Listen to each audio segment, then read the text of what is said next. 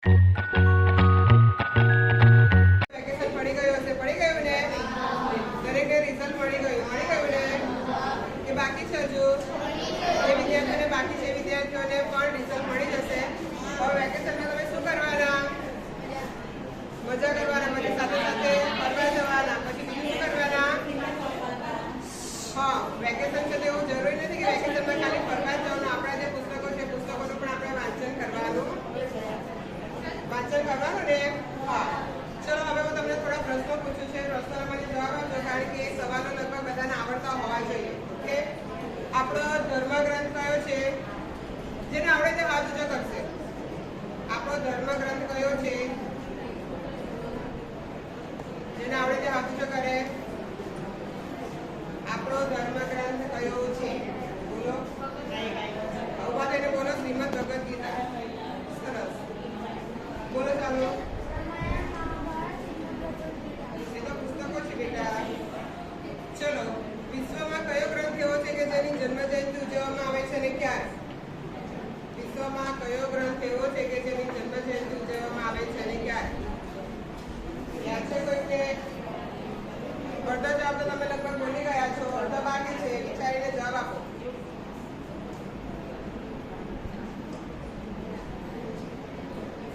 આવડે છે? યાદ છે? આ બધી માહિતી માટે આપણે વધારે પડતું વાંચન કરવું જોઈએ. કયો છે? શ્રીમદ ભગવદ ગીતા. અને એની જન્મજયંતિ ક્યારે ઉજવવામાં આવે છે? માગસર સુદ 11 દિવસે.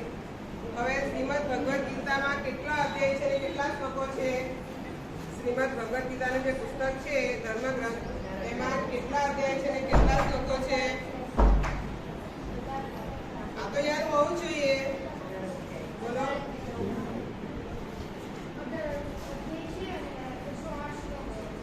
18 અધ્યાય સાચો જવાબ છે. 108 શ્લોકો નથી, વધારે છે. કોણ કહેશે? કેટલા શ્લોકો છે? કોઈ ગણતરી કરી છે કોઈ વાર? શ્રીમદ ભગવદ ગીતા લઈને બેઠા છે આપણે કે ભાઈ કેટલા શ્લોકો છે, ચાલો આપણે ગણતરી કરીએ. કદાચ કોરોના કાળમાં કોઈ ગણતરી કરી હોય તો?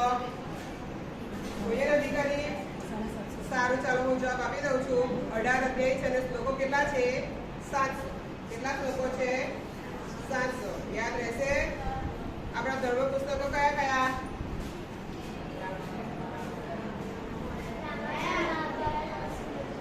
રામાયણ અને મહાભારત. ઓકે, ચાલો, સરસ, ખૂબ સરસ. હવે આપણે ભગવાનના દિવસમાં કેટલી વાર યાદ કરવા જોઈએ? કરવા જોઈએ કે નહીં કરવા જોઈએ? કોણ કહેશે મને?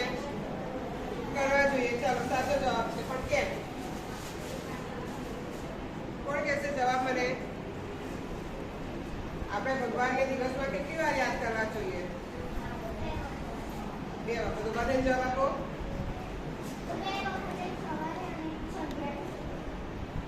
સવારે અને સંધ્યા ટાઈમે. બીજું કોઈ જવાબ આપશે મને? આપણે ભગવાનને દિવસમાં કેટલી વાર યાદ કરવા જોઈએ?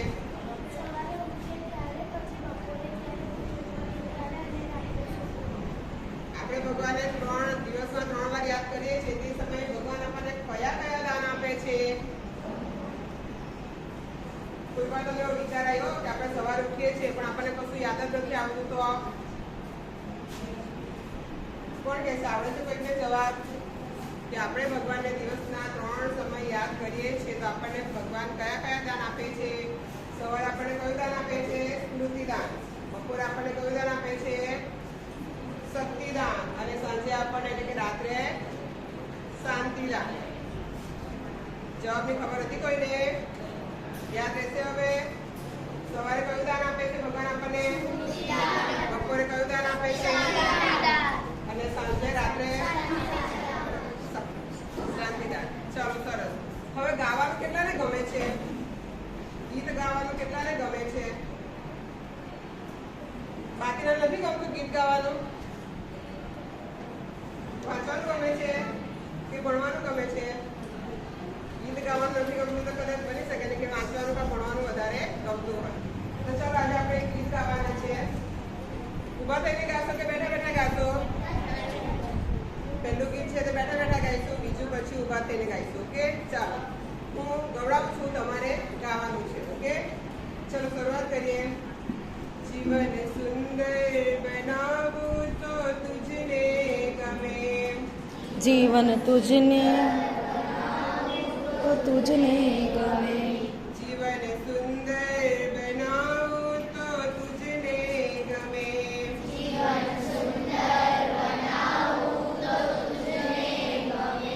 ખુદ ખીલું ને ખીલાવું તો તુજને ગમે. ખીલાવું તો તુજને ગમે. જીવન સુંદર બનાવું તો તુજને ગમે. જીવન સુંદર બનાવું તો તુજને ગમે. તમે લોકોનો અવાજ આવતો નથી. સવારે નાસ્તો કરીને આવજો. અભ્યાસ જ્યાં તો પછી એકબીજાની ફરિયાદ ક્યાં. તો પછી એક બીજાની ફરિયાદ ક્યાં. સૌને મારા બનાવું તો તુજને ગમે. સૌને મારા બનાવું તો તુજને ગમે.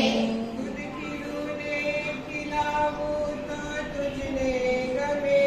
ખુદ ખીલોને ખીલાવું તો તુજને ગમે. જીવન સુંદર બનાવું તો તુજને ગમે.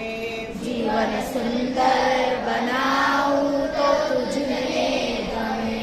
બંધ મુઠ્ઠી વડે થાય ક્યાંથી નમન. બંધ મુઠ્ઠી વડે થાય ક્યાંથી નમન. બંધ હૃદયે બનેના સમર્પણ હવન. બનિર્દિ સમર્પણ. બંને ખોલીને આવું તો તુજને ગમે. ખોલીને આવું તો તુજને ગમે. ખુદ ખીલું ને ખીલાવું તો તુજને ગમે. ખુદ ખીલોને ખીલાવું તો તુજને ગમે. જીવન સુંદર બનાવું તો તુજને ગમે.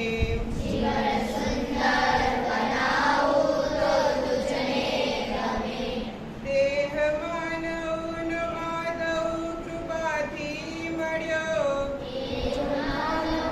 માધવ કૃપાથી મળ્યો. સ્નેહ તારો સુવાળો સતત સાંભળ્યો. તારો સુવાળો સતત સાંભળ્યો. પ્રેમને બચાવું તો તુજને ગમે. તો તુજને ગમે. જીવન સુંદર બનાવું તો તુજને ગમે. જીવન સુંદર બનાવું તો તુજને ગમે. આપણે આપણા જીવનને સુંદર બનાવવાનું ને કઈ રીતે? આપણે આપણા જીવનને સુંદર બનાવવાનું છે કઈ રીતે? સવારે ઉઠવાનું, ભાગતું પછી સ્કૂલે આવવાનું, બેગ લઈને અને પછી ઘરે જઈને પાછું ટ્યુશન અને પછી સુઈ જવાનું.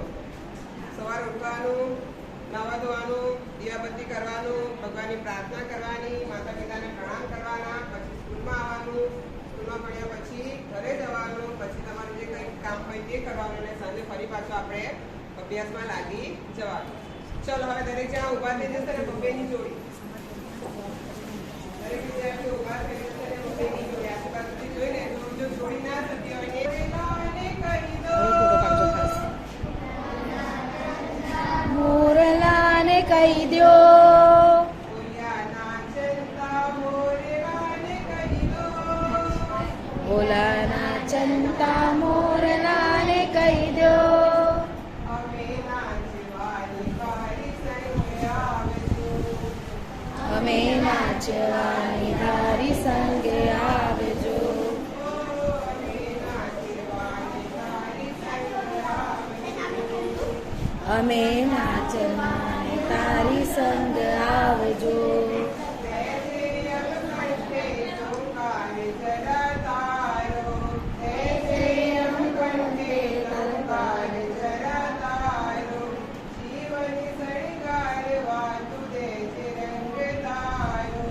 જીવન સંગારવાને રહેજે તારો તારો.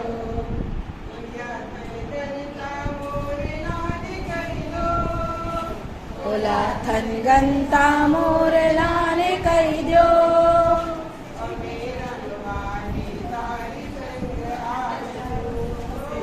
અમે રમવાને તારી સંગ આવજો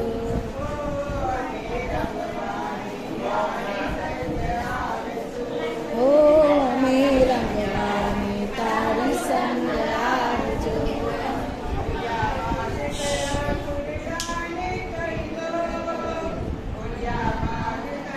મોરલાને કહી દો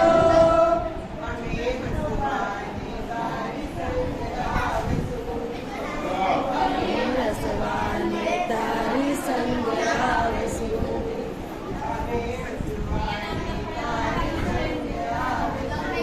ઓ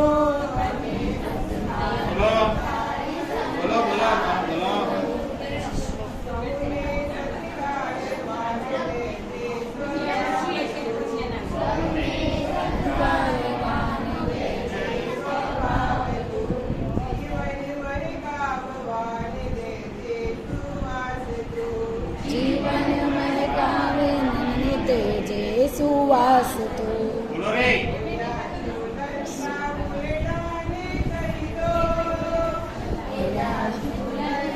ફૂલડાને કહી દો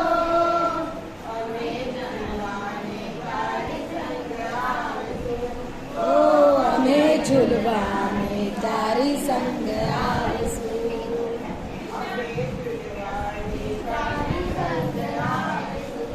ઓ અમે ઝૂલવાને તારી સંગ આવશું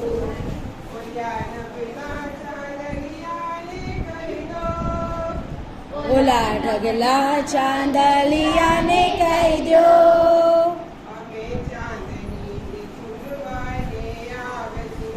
ઓ અમે ચાંદનીને જોવાને આવશું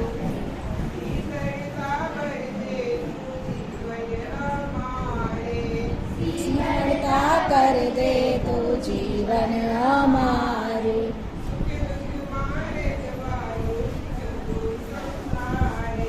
સુખ દુઃખ માં રહેવાનું જીવન સુખદાયક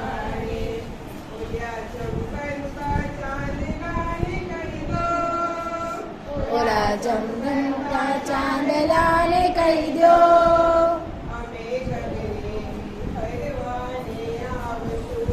ઓ અમે ડગલે ફરવાને આવશું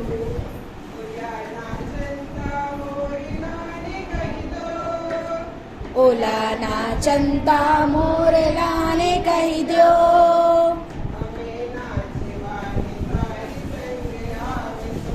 ઓ અમે નાચવાની તારી સંગ આવશું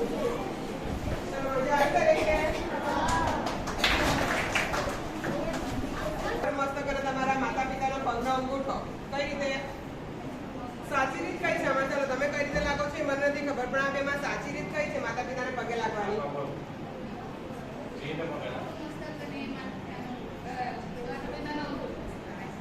આપણો પુસ્તક અને માતા પિતાનો અંગૂઠો એ આપણે પગે લાગવાની, એટલે કે માતા પિતાને પગે લાગવાની આપણી એક સાચી રીત છે. ઓકે, શું કરવા પગે લાગવું જોઈએ? માતા પિતાના આશીર્વાદ આપણે હંમેશા સાથે હોય. આપણે કંઈક સારું કામ કરીએ તો આપણી સાથે માતા પિતાના આશીર્વાદ હોય છે, પણ એવું કહેવાય છે કે માતા પિતાના ચરણોમાં અથવા તો પગમાં અથવા તો અંગૂઠામાં સ્વર્ગ છે. એવું કહેવાય છે કે માતા પિતાના જે આપણે આશીર્વાદ લઈએ છીએ એમનો જે અંગૂઠા હોય છે એમાં સ્વર્ગ હોય છે. જેને કારણે એવું કહેવાય છે કે આપણે માતા પિતાને સરખી રીતે વ્યવસ્થિત રીતે પગે લાગવું જોઈએ. ઓકે, તો સવારે કેટલા વાગે છે? બાકીના મોડું થઈ જાય છે ઉઠવામાં, કે પપ્પા મમ્મી ઘરે નહીં હોતા, બાકીના કેમ પગે લાગતા નથી? હવે પછી એક કામ કરજો, આવતીકાલે તમે ફરી પાછા આવવાના છો ને, તો સવારે હું તમને સવાલ પૂછીશ. દરેક જણાએ આવતીકાલે પોતાના પપ્પા મમ્મી જે છે માતા પિતા છે એમને પ્રણામ કરીને પગે લાગીને આવવાનું છે. ઓકે, વાગે ના બરાબર ને? ચલો, ગીતમાં તમને મજા આવી? કેટલાને મજા આવી? પણ તમારો